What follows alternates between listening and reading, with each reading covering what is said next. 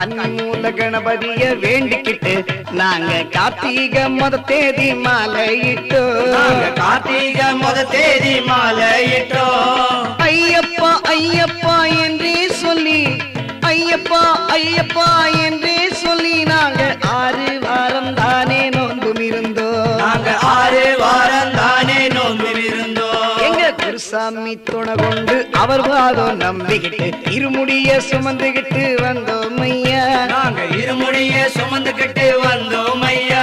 எங்க குருசாமி துணை கொண்டு அவர் பாதம் நம்பிக்கிட்டு இருமுடிய சுமந்துகிட்டு வந்தோம் ஐயா. இருமுடிய சுமந்துகிட்டு வந்தோம் ஐயா. 6 மணி